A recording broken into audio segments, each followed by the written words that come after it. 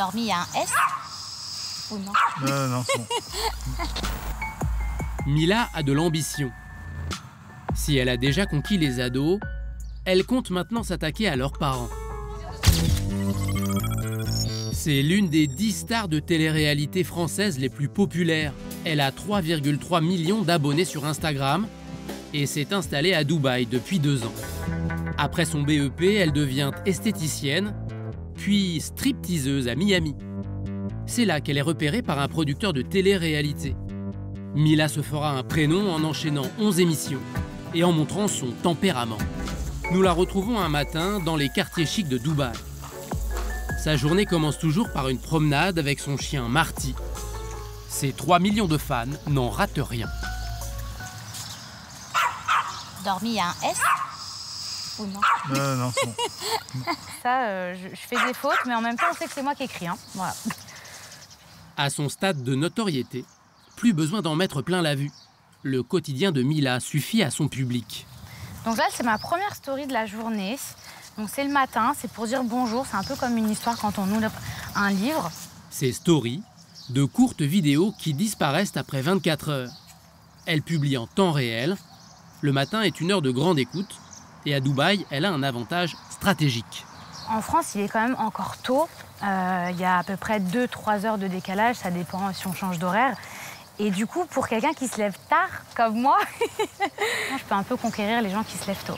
Mila Jasmine vient d'emménager dans ce petit palais. Venez, je vais vous faire visiter. Donc ici, c'est mon salon.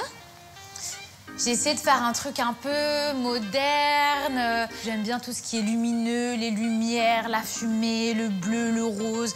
Ça change de couleur. Elle a tout fait refaire à son goût, mais dit n'être que locataire. Donc ici, c'est ma chambre, la chambre de mes rêves. Avec un lit à baldaquin, comme je voulais quand j'étais petite. Je vais vous allumer la petite cheminée. J'adore. Pour avoir du succès, un bon influenceur doit solliciter sa communauté. Je vais faire une petite story. Même à l'heure d'un petit déjeuner pas très sexy, Mila sait améliorer ses statistiques. Ses vidéos sont vues en moyenne 500 000 fois. Hop, là, c'est pas mal. Et ici, petit sondage. Le matin, vous êtes plutôt salé ou sucré? Le sondage, ça permet à la communauté de participer. Ils trouvent ça toujours un peu plus sympa que juste regarder. C'est vrai qu'ils aiment bien donner leur avis. Et en même temps, c'est très bon pour l'algorithme. Ah bon? C'est-à-dire ? En fait, l'algorithme, c'est simple. Si par exemple, il y a des gens qui restent 30 secondes sur ta story, du coup, l'algorithme, il n'est pas hyper top. Si des gens, ils restent, par exemple, je sais pas moi, 2 minutes sur une story, du coup, l'algorithme, il est top parce que les gens s'intéressent vraiment à ce que tu postes et ils font pas juste... Avoir des fans qui réagissent, cela donne plus de valeur à Mila auprès des marques.